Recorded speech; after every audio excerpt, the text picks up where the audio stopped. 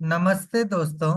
मेरा नाम संजय है और आज हम कक्षा 11 के रसायन विज्ञान का अध्याय नंबर 9 जो कि है हाइड्रोकार्बन पार्ट 21 के विषय में अध्ययन करेंगे।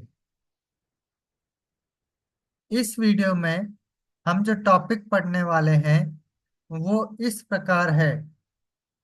एकल प्रतिस्थापित बेंजीन में क्रियात्मक समूह का निर्देशात्मक प्रभाव।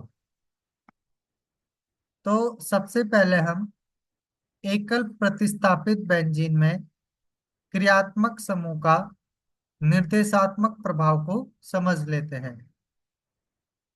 यदि एकल प्रतिस्थापित बेंजीन का पुनः प्रतिस्थापन कराया जाए तो तीनों संभावित द्विप्रतिस्थापित उत्पाद समान मात्रा में नहीं बनते हैं।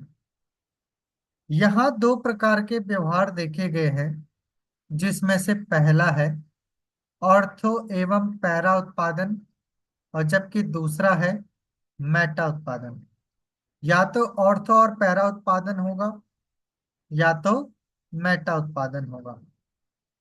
यह भी देखा गया है कि यह व्यवहार पहले से उपस्थित प्रतिस्थापी की प्रकृति पर निर्भर करता है, न कि आने वाले समूह की प्रकृति पर।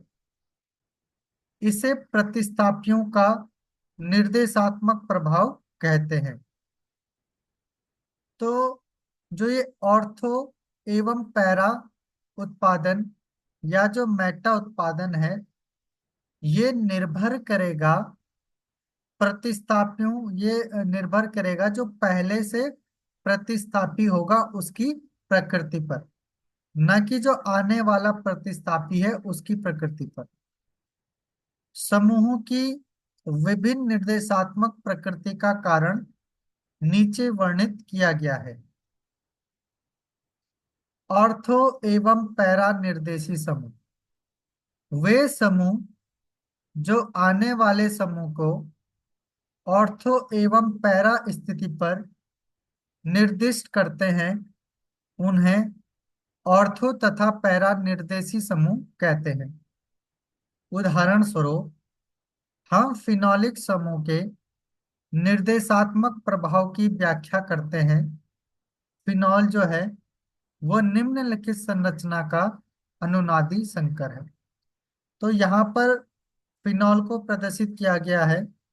फिनॉल में जो ऑक्सीजन होती है, इसके पास दो इलेक्ट्रॉन युग्म जो हैं वो उपस्थित होते हैं। अब यहाँ पर जो इलेक्ट्रॉन युग्म है ये सबसे पहले कार्बन पर प्रतिस्थापित हो जाता है, जिसके पास द्विआबंध होता है। और इस कारण से जो द्विआबंध वाले इलेक्ट्रॉन हो गए होते हैं ये यहाँ स्थानांतरित हो जाते हैं। इस कारण जो फिनॉल की ऑक्सीजन है इस पर धनावेश और यहाँ पर इस कार्बन पर ऋणावेश यानी कि इलेक्ट्रॉन युग्म यहाँ पर उपस्थित हो जाता है। अब यहाँ पर जो इलेक्ट्रॉन है यहाँ का, ये फिर यहाँ पर जो है वो स्थानांतरित हो जाते हैं, जबकि ये जो पाई इलेक्ट्रॉन है यहाँ पर ये इस कार्बन पर स्थानांतरित हो जाते हैं। इस कारण इस कार्बन पर ऋणावेश आ जाता है। अब पुनः यहाँ पर जो इलेक्ट्रॉन युग्म है ये इस यहाँ स्थानांतरित हो जाते हैं और यहाँ कर जो पाई इलेक्ट्रॉन होते हैं वो इस कार्बन पर स्थानांतरित हो जाते हैं। इस कारण यहाँ पर जो द्विआबंध है एक यहाँ पर और एक यहाँ पर हो जाता है और यहाँ पर ऋणावेश आ जाता है। अब ये इलेक्ट्रॉन युग्म पुनः वापस इस कार्बन पे और इस कार्बन पर जो पाई इलेक्ट्रॉन है वापस से इस ऑक्सीजन पर स्थानांतरित हो जाते हैं। और इस प्रकार से जो फिनॉल है ये 5 प्रकार की अनुनादी संरचना को यहाँ पर प्रदर्शित करता है। अनुनादी संरचनाओं से स्पष्ट है कि ऑर्थो एवं पैरा स्थिति पर इलेक्ट्रॉन घनत्व अधिक है, अतः मुख्यतः इन्हीं स्थितियों पर प्रतिस्थापन होगा। अब यहाँ पर देखा गया है कि ऑर्थो पर भी ऋणावेश है, यानी कि ऑर्थो पर भी इलेक्ट्रॉन और मेटा पर इलेक्ट्रॉन जो नहीं है और पैरा पर भी इलेक्ट्रॉन है। तो तो ऑर्थो और पैरा स्थिति पर इलेक्ट्रॉन घनत्व जो है वो अधिक है। इसी कारण इन इसमें जो ऑर्थो और पैरा स्थिति पर होगा वो इन्हीं स्थिति पर प्रतिस्थापन होगा, क्योंकि इन स्थितियों पर इलेक्ट्रॉन घनत्व अधिक है। यद्यपि ध्यान रखने योग्य बात यह है कि ओएस समूह का -I प्रभाव भी कार्य करता है, जिससे बेंजीन वलय की ऑर्थो एवं पैरा स्थिति पर कुछ इलेक्ट्रॉन घनत्व घटेगा, परंतु यहाँ पर अनुनाद के कारण इन स्थितियों पर व्यापक इलेक्ट्रॉन घनत्व बहुत कम घटेगा, यानी कि उन पर इलेक्ट्रॉन घनत्व रहेगा। अतः ओएस समूह जो है वो बेंजीन वलय को इलेक्ट्रॉन स्नेही के आक्रमण के लिए सक्रिय कर देता है। कुछ अन्य सक्रियकारी समूह के उदाहरण है NH2, NHR, NHCO CH3, OCS3, CH3, C2H5, ये सारे इनके उदाहरण हैं। एरिल हैलाइड में हैलोजन यद्यपि विसक्रियकारी है, परंतु प्रबल I प्रभाव के कारण ये बेंजीन वलय पर इलेक्ट्रॉन घनत्व कम कर देते हैं, जिससे पुनः प्रतिस्थापन कठिन हो जाता है। हालांकि अनुनाद के कारण ऑर्थो एवं पैरा स्थिति पर इलेक्ट्रॉन घनत्व M स्थिति से अधिक है, अतः ये भी ऑर्थो एवं पैरा निर्देशी समूह है। क्लोरोबेंजीन की अनुनादी संरचनाएं नीचे दी गई है। तो जैसे फिनॉल की अनुनादी संरचना थी, ठीक उसी प्रकार से क्लोरोबेंजीन की अनुनादी संरचनाओं को भी यहाँ पर प्रदर्शित किया गया है। यहाँ पर भी इलेक्ट्रॉन युग्म पहले कार्बन पर स्थानांतरित हो जाते हैं, जिससे पाई इलेक्ट्रॉन इस कार्बन पर स्थानांतरित होते हैं, इस पर ऋणावेश और Cl पे धनावेश आता है।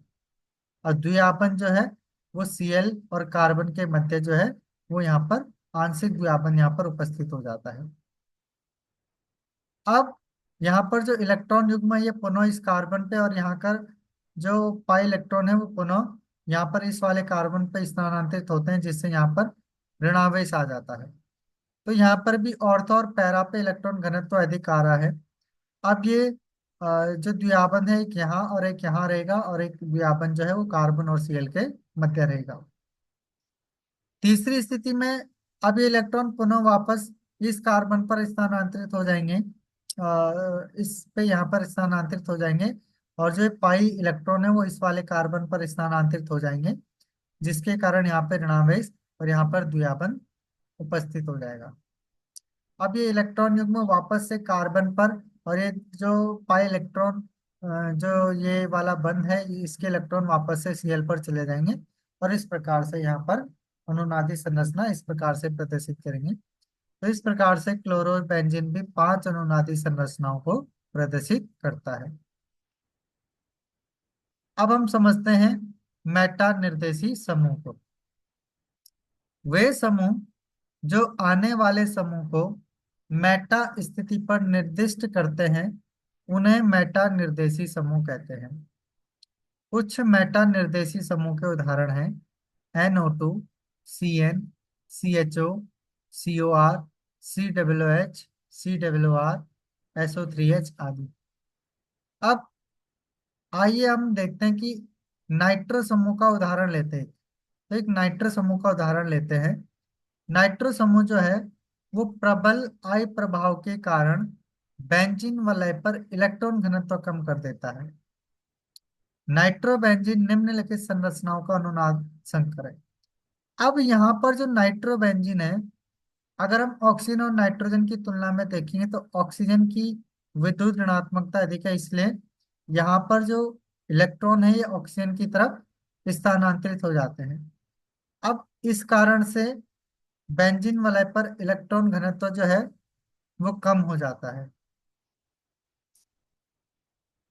अब यहाँ के जो पाई इलेक्ट्रॉन है वो इस कार्बन पर स्थानांतरित हो जाते हैं, जिसकी वजह से यहाँ पर धनावेश उत्पन्न हो जाता है।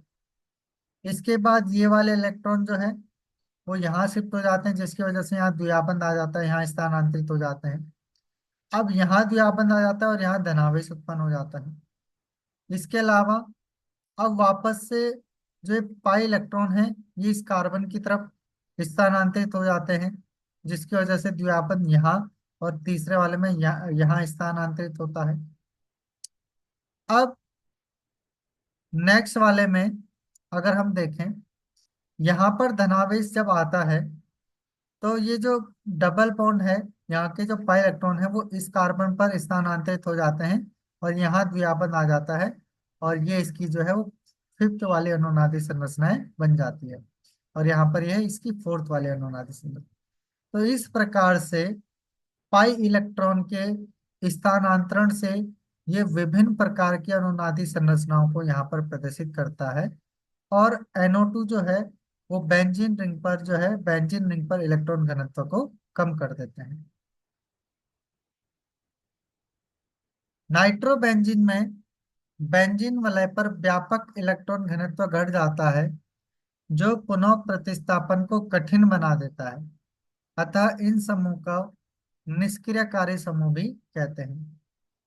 अब मेटा स्थिति की तुलना में ऑर्थो एवं पैरा स्थिति पर इलेक्ट्रॉन घनत्व कम होता है, यानी कि मेटा स्थिति में ज्यादा होता है।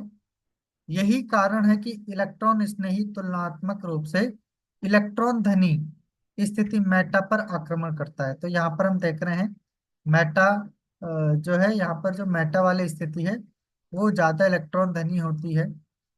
और इलेक्ट्रॉन धनी क्योंकि यहाँ पर पॉजिटिव चार्ज है तो यहाँ पर इलेक्ट्रॉन की कमी है, और इलेक्ट्रॉन धनी मेटा पर आक्रमण करता है, और प्रतिस्थापन जो है वो मेटा स्थिति पर होता है। तो मेटा स्थिति की तुलना में ऑर्थो पैरा स्थिति पर इलेक्ट्रॉन कम होता है। यही कारण है कि यहाँ पर जो इलेक्ट्रॉन स्नेही होते हैं ये तुलनात्मक रूप से इलेक्ट्रॉन धनी स्थिति मेटा पर आक्रमण करता है, और प्रतिस्थापन जो है वो मेटा स्थिति पर होता है। तो इस कारण से हमें यहाँ पर प्रतिस्थापन जो है वो मेटा स्थिति पर देखने को मिलता है। तो आज के लिए इस वीडियो में इतना ही। नेक्स्ट वीडियो में हम पढ़ेंगे कैंसर जन्य गुण तथा विषाक्तता एवं सारांश। तो मिलते हैं नेक्स्ट वीडियो में।